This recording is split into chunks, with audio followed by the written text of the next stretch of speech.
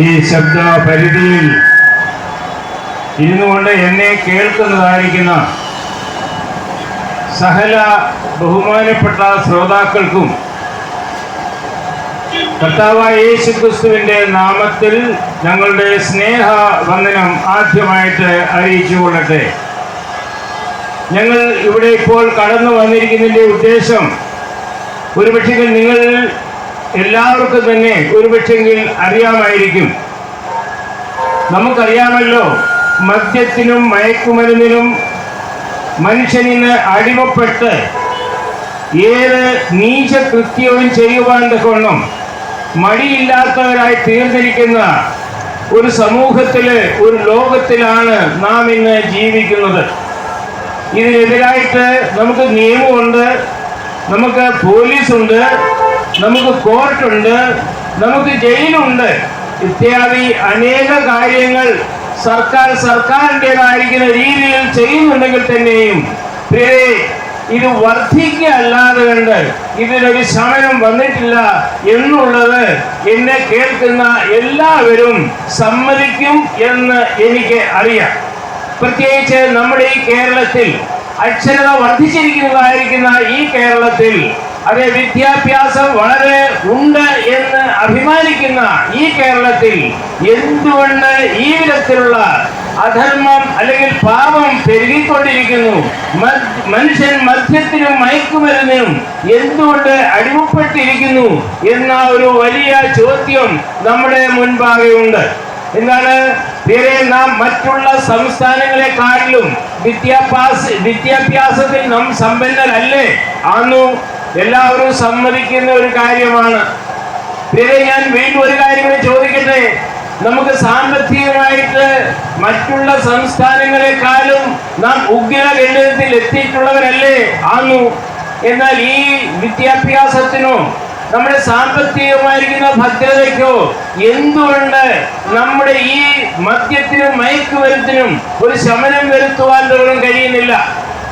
നാം നല്ല പഠിപ്പുള്ളവരാണ്, നാം നല്ല ജോലിയിൽ ജീവിക്കുന്നവരാണ്, നാം സാമ്പത്തികമായിട്ട് ഭൗമികമായിരിക്കുന്ന രീതിയിൽ നാം ഉന്നതത്തിൽ വസിക്കുന്നവരാണ്. നമുക്ക് ഏവർക്കും അറിയാം. ഒരു പക്ഷെങ്കിൽ എന്നെ കേൾക്കുന്ന പ്രിയമുള്ളവരെ, നിങ്ങൾ ആരും ഇതിന് വിസമ്മതിക്കുകയില്ല എന്നെനിക്ക് നല്ല ബോധ്യമുണ്ട്.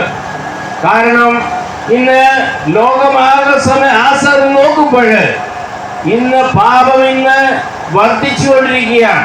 നമുക്കറിയാമല്ലോ, പണ്ടുള്ള കാലത്ത് ഒരു കോഴിയെ കൊല്ലുവാൻ ഗ്രഹനാഥൻ വന്ന് കോഴിയെ കൊല്ലണമായിരുന്നു. സ്ത്രീകളോ കുഞ്ഞുങ്ങളോ ഭയന്നാണ് ഒരു കോഴിയെപ്പോലും കൊല്ലുവാൻ ഭയമുണ്ടായിരുന്നു.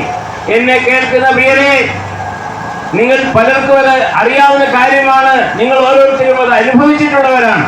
എന്നാൽ ഇന്നോ കോഴിയല്ല, മനുഷ്യരെ കൊല്ലുവാൻ കൊണ്ടും മനുഷ്യന് ഭയമില്ല.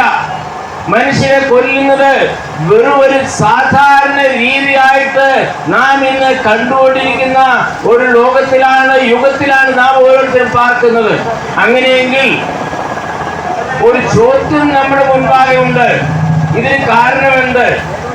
എന്തുകൊണ്ട് മനുഷ്യന്റെ സമ്പത്തിനോ മനുഷ്യന്റെ വിദ്യാഭ്യാസത്തിനോ മനുഷ്യന്റെ മറ്റുള്ളതായിരിക്കുന്ന എല്ലാ ആനുകൂലികമായിരിക്കുന്ന സാഹചര്യങ്ങൾ അനുകൂലമായിട്ടും എന്തുകൊണ്ട് ഇങ്ങനെയുള്ളതായിരിക്കുന്ന മദ്യത്തിനും മയക്കുമരുന്നിനും നാം അടിമപ്പെട്ടാണ് മുൻപോട്ട് പോകുന്നത്? അതിൻ്റെതായിരിക്കുന്ന നീചകൃത്യങ്ങൾ നമ്മുടെ ഓരോരുത്തരുടെയും ഭവനത്തിൽ, നമ്മുടെ ഓരോരുത്തരുടെയും സമൂഹത്തിൽ നമുക്ക് കാണുവാൻ കഴിയും. എന്നെ കേൾക്കുന്ന പ്രിയമുള്ളവരെ, നിങ്ങൾ മിക്കവാറും എല്ലാവരും തന്നെ സമ്മതിക്കുന്ന ഒരു കാര്യമാണ്, നമ്മുടെ കുടുംബത്തിൽ ഇന്ന് അസമാധാനത്തിന് കാരണം മദ്യവും മയക്കുമരുന്നുമാണെന്നുള്ളത് നമുക്ക് ഏവർക്കും അറിയാം. എന്നാൽ ഇതിനൊരു മൂല കാരണമുണ്ട്. ആ മൂല കാരണം നാം അറിഞ്ഞിരിക്കേണ്ടത് ആവശ്യമാണ്. ആ നാലായ വേര് ഇനി ഒരിക്കലും നമ്മെ മാന്തുവാനോ അല്ലെങ്കിൽ നമ്മെ കാർന്ന് തിന്നുവാനോ നമ്മുടെ കുടുംബ ജീവിതത്തിൽ ഒരു അശാന്തിക്ക് കാരണമാകുവാനോ ഇടയാകാതെ വണ്ണം ഈ വിധത്തിലുള്ളതായിരിക്കുന്ന ഈ പാപ സ്വഭാവത്തിന്റെ നാലായ വേര് നാം മുറിച്ചു കളയേണ്ടത്, ഇന്നേ സമയം തന്നെ അത് മുറിച്ചു കളയേണ്ടത് ആവശ്യമാണ്. നമുക്ക് സമാധാനം ആവശ്യമാണ്. എല്ലാവരും സമ്മതിക്കുന്ന ഒരു കാര്യമാണ്.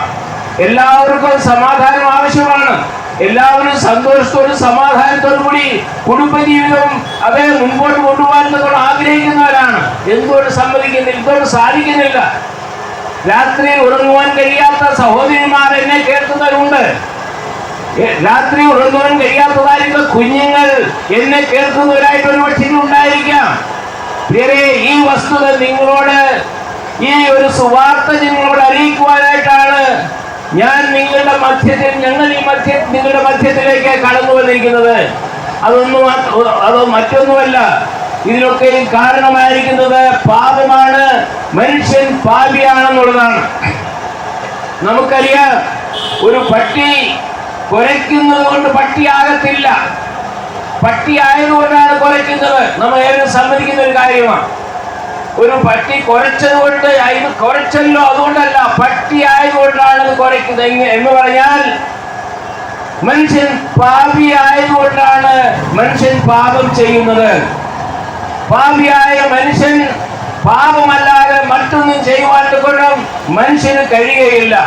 അങ്ങനെയെങ്കിൽ ഈ പാപത്തിന്റെ നാരായ വേര് തച്ചുടയ്ക്കുവാൻ, ഈ പാപത്തിന്റെ നാരായ വേര് മുറിച്ചെടുക്കുവാൻ ഒരുവൻ വന്നു എന്നുള്ള സുവാർത്ത നിങ്ങളോട് അറിയിക്കുവാൻ വേണ്ടിയാണ് ഞങ്ങൾ നിങ്ങളുടെ മധ്യത്തിൽ ഈ സ്ഥാനത്തേക്ക് കടന്നു വന്നിരിക്കുന്നത്. അത് മറ്റാരുമല്ല, കർത്താവായ യേശുക്രിസ്തു 2021 വർഷങ്ങൾക്ക് മുൻപ് ഈ താനലോകത്തിലേക്ക് കടന്നു വന്നുകൊണ്ട് പാപത്തിന്റെ നാരായ വേര് മുറിച്ചെടുത്തു എന്നുള്ള സുവാർത്ത ഞാൻ നിങ്ങളോട് അറിയിക്കട്ടെ. അതാണ് ബൈബിളിൽ പറയുന്നത്. തന്റെ ഏകജാതനായ പുത്രനിൽ വിശ്വസിക്കുന്ന ഏവനും, തന്റെ ഏകജാതനായിരിക്കുന്ന പുത്രൻ എന്ന് പറയുന്നത് വലിയവനായിരിക്കുന്ന ദൈവത്തിന്റെ പുത്രനായിരിക്കുന്ന കർത്താവായ യേശുക്രിസ്തുവിൽ വിശ്വസിക്കുന്ന ഏവനും ദൈവ മക്കളായി തീരും എന്നാണ് ഇവിടെ പറയുവാൻ കഴിയുന്നത്. ആ ദൈവം ആരാണ്? ദൈവത്തിന്റെ ഏകജാതനായിരിക്കുന്ന പുത്രൻ എന്ന് പറയുമ്പോൾ ബൈബിളിൽ പ്രഘോഷിക്കുന്നതായിരിക്കുന്ന അതേ ആദി പുസ്തകത്തിന്റെ ആദ്യ വാക്യത്തിൽ പറയുന്ന ആദിയിൽ ദൈവം ആകാശവും ഭൂമിയും സൃഷ്ടിച്ചു. ആ ദൈവം പ്രത്യേക ഒരു ജാതിക്ക് വേണ്ടിയുള്ള ദൈവമല്ല. ബൈബിൾ പറയുന്ന ദൈവം അതേ ഒരു വർഗത്തിനോ വർണ്ണത്തിനോ ജാതിക്കോ മതത്തിലോ ഒതുങ്ങി നിൽക്കുന്ന ഒരു ദൈവമല്ല ബൈബിളിൽ പറയുന്ന ദൈവം. നമുക്ക് ഏവർക്കും അറിയാമല്ലോ, ദൈവം ആദ്യ മനുഷ്യനായിരിക്കുന്ന ആദാമിനെ സൃഷ്ടിച്ചപ്പോൾ അന്ന് വേറൊരു മതവുമില്ലായിരുന്നു. അന്ന് ക്രിസ്തു മതമില്ലായിരുന്നു. വേറൊരു മതമോ വേറൊരു വർഗമോ വേറൊരു വർണ്ണമോ ഇല്ലായിരുന്നു. ദൈവത്തിന്റെ മുൻപാകെ ഒരു പുരുഷനും സ്ത്രീ കവിഞ്ഞ് വേറൊന്നും തന്നെ ദൈവത്തിന്റെ മുൻപാകെ ഇല്ലായിരുന്നു. അങ്ങനെയുള്ള മനുഷ്യർക്ക് വേണ്ടി നിയമിച്ചുണ്ടാക്കിയതായിരിക്കുന്ന നിയമസംഹിതയാണ് ഞാൻ ഉപദേശിക്കുന്നതായിരിക്കുന്ന ബൈബിൾ. ആ ബൈബിളിലാണ് പറയുന്നത്, ആ ദൈവമാണ് പറയുന്നത്, ദൈവത്തിന്റെ ഏകജാതനായിരിക്കുന്ന പുത്രനെ കാൽവരി ക്രൂശിൽ മരിപ്പിച്ചുകൊണ്ട് നമുക്ക് സ്വാതന്ത്ര്യം തന്നു, പാപത്തിന് വിടുതൽ തന്നു.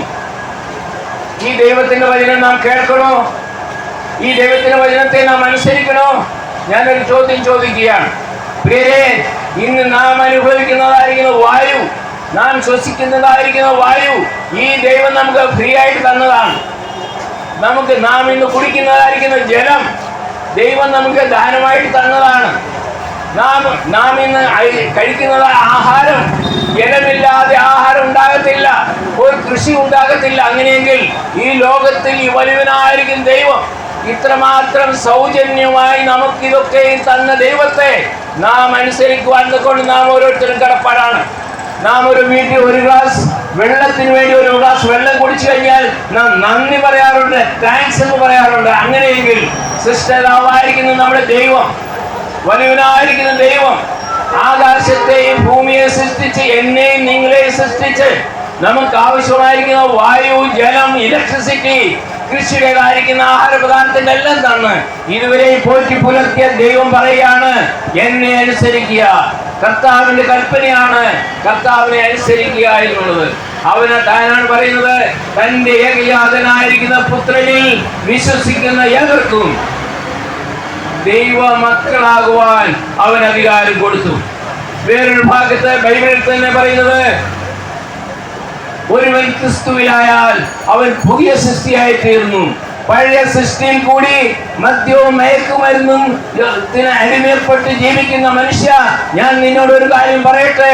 നിന്റെ ജീവിതത്തിലെ നിന്റെ പഴയ സ്വഭാവത്തിൽ നിന്ന് സമ്പൂർണമായിരിക്കുന്ന ഒരു മാറ്റം വരുവാൻ വേണ്ടി കർത്താവായ യേശു ക്രിസ്തു 2000 വർഷങ്ങൾക്ക് മുമ്പ് എനിക്ക് നിങ്ങൾക്ക് വേണ്ടി കാൽവരി ക്രൂശിൽ മരിച്ച ആ കർത്താവിനെ നിങ്ങൾ സ്വന്തം കർത്താവായിട്ട്, സ്വന്തം രക്ഷിതാവായിട്ട് നിങ്ങൾ അംഗീകരിക്കുക. എന്റെ നിങ്ങളുടെ പാപത്തിന്റെ പരിഹാരത്തിനായിട്ട് ഈ യേശു ക്രിസ്തു 2021 വർഷങ്ങൾക്ക് മുൻപ് ഈ താണലോകത്തിലേക്ക് കടന്നു വന്നു. താണലോകത്തിലേക്ക് കടന്നു വന്നു മാത്രമല്ല, എന്റെ നിങ്ങളുടെ പാപത്തിന്റെ പരിഹാരത്തിന് വേണ്ടി 2021 വർഷങ്ങൾക്ക് മുമ്പ് കാൽവരി ക്രൂശിൽ താൻ മരിച്ചു. എന്തിനു വേണ്ടി എന്ന് ചോദിച്ചു കഴിഞ്ഞാൽ, ആ കർത്താവിൽ വിശ്വസിക്കുന്നവർക്ക് രക്ഷ ലഭിക്കുവാൻ വേണ്ടി. ദൈവം ഒരിക്കലും ആഗ്രഹിക്കുന്ന ഒരു വസ്തുതയല്ല നാം ആരും തന്നെ നരകത്തിലേക്ക് പോകണമെന്ന്. അതേ പ്രിയരെ, ആ കർത്താവായ യേശു ക്രിസ്തു മരിച്ചു, അടക്കപ്പെട്ടു. എന്നാൽ ഒരു വസ്തുത ഞാൻ പറയുവാൻ ആഗ്രഹിക്കുകയാണ്. അവൻ ഉയർത്തെഴുന്നേറ്റു 3-ാം ദിനം. ഒരു മധുരഗായകൻ ഇപ്രകാരം പാടിയിട്ടുണ്ട്: ഉലകമഹാന്മാർ അഖിലരും ഒരുപോൽ ഉറങ്ങുന്നു കല്ലറയിൽ. അതേ, ഉലകത്തിലുള്ള മഹാന്മാരെല്ലാവരും, നാം കണ്ടിട്ടുള്ള മഹാന്മാർ, നാം കേട്ടിട്ടുള്ള മഹാന്മാർ എല്ലാവരും കല്ലറയിൽ ഉറങ്ങുകയാണ് ഇന്നും. എന്നാൽ അതിനുശേഷം മധുരഗായകൻ പാടുകയാണ്: എന്നാൽ ഉന്നതൻ യേശു മഹേശ്വരൻ മാത്രം ഉയരത്തിൽ വാണിടുന്നു. എന്നാൽ ഒരുവൻ മാത്രം, പ്രിയരെ, ഞങ്ങൾ പ്രസംഗിക്കുന്ന ഈ ബൈബിളിലെ യേശു ക്രിസ്തു, അവൻ മാത്രം 3-ാം ദിനം ഉയർത്തെഴുന്നേറ്റു. ഉലകമഹാന്മാർ അഖിലരും ഒരുപോൽ ഉറങ്ങുകയാണ്. ആ കല്ലറ ഇന്നും അടഞ്ഞു കിടക്കുകയാണ്. നിങ്ങൾക്കതറിയാമല്ലോ. നിങ്ങൾക്കതിനെ നിഷേധിക്കാൻ കഴിയുമോ പ്രിയരെ? നിഷേധിക്കാൻ കഴിയുകയില്ല. ഏതെങ്കിലും ശവക്കോട്ടയിൽ പോവുക, ഏതെങ്കിലും ഇടങ്ങളിൽ പോവുക, അവിടെയെല്ലാം ആ കർത്താവായ യേശു ക്രിസ്തുവിന്റെ കല്ലറ തുറക്കപ്പെട്ട് കിടക്കുന്നു. ബാക്കിയെല്ലാം അതേ അടഞ്ഞു കിടക്കുകയാണ്. ആ കർത്താവായ യേശു ക്രിസ്തുവാണ് പറയുന്നത്: എന്നിൽ വിശ്വസിക്കുന്നവന് നിത്യജീവനുണ്ട്, എന്നിൽ വിശ്വസിക്കുന്നവന് നിത്യജീവനുണ്ട്. എന്നിൽ വിശ്വസിക്കാത്തവന് നരകയാതനയാണ്. അനന്തകാലത്തേക്കുള്ള നരയാതനയിലേക്കാണ് അവൻ കടന്നു പോകുന്നത്. എന്നെ കേൾക്കുന്ന പ്രിയമുള്ളവരെ, നിങ്ങളുടെ ജീവിതത്തിലേക്ക് നിങ്ങളൊന്ന് തിരിഞ്ഞു നോക്കുക. നിങ്ങൾ ഏത് സ്ഥാനത്തിരുന്ന് ഈ വചനം കേൾക്കുന്നു, അവിടെ ഇരുന്നോട് നിങ്ങളോട് എനിക്ക് സംസാരിപ്പാൻ നിൽക്കണുള്ളത്. ഒരുപക്ഷെങ്കിൽ ജലപ്രളയം കഴിഞ്ഞു, 2 ജലപ്രളയം കഴിഞ്ഞു, കോവിഡിന്റെ മഹാമാരിയിൽ കൂടി നാം കടന്നു പോവുകയാണ്. നമ്മുടെ അനേക പ്രിയപ്പെട്ടവർ മരണവഴിയായി ഈ ലോകത്തിൽ നിന്ന് കടന്നുപോയി. അനേക ബന്ധുക്കൾ കടന്നുപോയി, അനേക കുടുംബാംഗങ്ങൾ കടന്നുപോയി. എന്നാൽ എന്നെയും നിങ്ങളെയും ഈ ലോകത്തിൽ ആക്കി വച്ചിരിക്കുന്നത് ഒരുപക്ഷെങ്കിൽ ഈ ഒരു സന്ദേശം നിങ്ങൾക്ക് കേൾക്കുവാൻ വേണ്ടിയായിരിക്കാം ഞങ്ങളെ ജീവനോടെ വെച്ചിരിക്കുന്നത്. ഒരുപക്ഷെ ഈ സന്ദേശം നിങ്ങളോട് അറിയിക്കുവാൻ വേണ്ടിയായിരിക്കാം. നാളെ എന്നുള്ളത് നമുക്കുള്ളതല്ല പ്രിയരെ, നാളെ എന്നുള്ളത് നമുക്കുള്ളതല്ല. ഒരുപക്ഷെ ആ മഹാമാരിയിൽ കൂടിയോ അല്ലാതെയോ വേറെ ഏതെങ്കിലും കാരണത്താൽ നാം ഈ ലോകത്തിൽ നിന്ന് യാത്ര വരാൻ സാധ്യതയുണ്ട്. നാം ഈ ലോകത്തിൽ നിന്ന് മാറ്റപ്പെടുവാൻ സാധ്യതയുണ്ട്. ഞങ്ങൾ ലോകത്തിൽ നിന്ന് മാറ്റപ്പെടുവാൻ സാധ്യതയുണ്ട്. എന്നാൽ ഇതൊരു സമയമാണ്. ഇപ്പോൾ സുപ്രസാദകാല, ഇപ്പോൾ രക്ഷാ ദിവസം. ഇന്ന് തന്നെ നിങ്ങൾ ഈ കർത്താവായ യേശു ക്രിസ്തു നിങ്ങൾ എന്റെ പാപത്തിന് വേണ്ടി മരിച്ചുവെന്ന്, എന്റെ പാപത്തിന് വേണ്ടി, ഞാൻ ചെയ്ത പാപത്തിന് വേണ്ടി എന്റെ കർത്താവായ യേശു ക്രിസ്തു കാൽവരി ക്രൂശിൽ മരിച്ചുവെന്ന് നിങ്ങൾ വിശ്വസിക്കുന്നുവെങ്കിൽ നിങ്ങൾക്ക് രക്ഷ ലഭിക്കും. അങ്ങനെയെങ്കിൽ നിങ്ങൾ മരിച്ചാൽ നിങ്ങൾക്കൊരു പ്രത്യാശ നിങ്ങളുടെ ജീവിതത്തിൽ ഉണ്ടാകും. ഞാൻ സ്വർഗത്തിൽ പോകും, സ്വർഗത്തിൽ എന്റെ കർത്താവിനോടുകൂടി ഞാൻ വസിക്കും. അതാണ് കർത്താവായ യേശു ക്രിസ്തുവിനോട് കൂടെ അതേ കൊല്ലപ്പെട്ടതായിരിക്കുന്ന ആ ഒരു കള്ളനോട് പറഞ്ഞത്: നീ എന്നോടുകൂടെ പർദീസയിലിരിക്കും. കർത്താവായ യേശു ക്രിസ്തുവിലെ ആരെല്ലാം ഹൃദയത്തിൽ ഈ സമയത്ത് വിശ്വസിക്കുവാൻ ആഗ്രഹിക്കുന്നു, എന്റെ പാപത്തിന്റെ പരിഹാരത്തിന് വേണ്ടി കാൽവരി ക്രൂശിൽ കർത്താവായ യേശു ക്രിസ്തു 2021 വർഷങ്ങൾക്ക് മുൻപ് മരിച്ചുവെന്ന് നീ പൂർണ്ണ ഹൃദയത്തോടെ നീ വിശ്വസിക്കുന്നുവെങ്കിൽ, നീ ഇരിക്കുന്ന ഇരിപ്പിടത്തിൽ ഇരുന്നുകൊണ്ട്, ഏത് സാഹചര്യത്തിൽ നീ ഇരിക്കുന്നു ആ ഇടത്തിൽ ഇരുന്നുകൊണ്ട്, ഒരു വ്യക്തി രോഗക്കിടക്കുകയാണെങ്കിൽ ആ രോഗക്കിടക്കയിൽ ഇരുന്നുകൊണ്ട് നിന്റെ അന്ധവിശ്വാസം വലിക്കുന്നതിന് മുൻപ് ഈ ഒരു വാക്ക് നിന്റെ ഹൃദയത്തിൽ നിന്നും വരുന്നുവെങ്കിൽ നീ ദൈവത്തിന്റെ മകനായി തീരുവാൻ കഴിയും. ആ ബൈബിളിലെ സുത്ത് ഒരു പ്രാവശ്യം കൂടി പറഞ്ഞുകൊണ്ട് എന്റെ വാക്കുകൾക്ക് ഞാൻ വിരാമം കുറിക്കുകയാണ്. തന്റെ ഏകജാതനായ പുത്രനിൽ വിശ്വസിക്കുന്ന ഏവർക്കും ദൈവ മക്കളാകുവാൻ അവൻ അധികാരം കൊടുത്തു. ദൈവ മക്കളാകണമെങ്കിൽ ആ കർത്താവായ യേശു ക്രിസ്തു വിശ്വസിക്കണം. ഈ വാക്കുകൾ പറഞ്ഞുകൊണ്ട് ഞാൻ എന്റെ വാക്കുകൾക്ക് ഞാൻ വിരാമം കുറിക്കുകയാണ്. എന്നെ കേൾക്കുന്ന പ്രിയപ്പെട്ടവരെ, നിങ്ങൾ ഓരോരുത്തരും ഈ മധ്യാഹ്ന വേളയിൽ നിങ്ങളുടെ ജീവിതത്തിലേക്ക് തിരിഞ്ഞു നോക്കിക്കൊണ്ട് നിങ്ങളുടെ ജീവിത പ്രകാരമാണെന്നത് ചിന്തിച്ചുകൊണ്ട് ഈ കർത്താവിനെ നിങ്ങളുടെ രക്ഷകനും നായകനുമായി അംഗീകരിക്കുക, വിശ്വസിക്കുക, ഏറ്റുപറയുക. ഒരു നല്ല ജീവിതം നയിപ്പാൻ ദൈവം നമ്മെ ഓരോരുത്തരെയും സഹായിക്കട്ടെ. ഓരോരുത്തരോടും ദൈവം വലിയവനായിരിക്കും, ദൈവം കൃത്യമായി സംസാരിക്കട്ടെ എന്നുള്ള പ്രാർത്ഥനയോടുകൂടി എന്റെ വാക്കുകൾക്ക് ഞാൻ വിരാമം കുറിക്കുന്നു. ദൈവനാമം മഹത്വപ്പെടുമാറാകട്ടെ. ആമേൻ.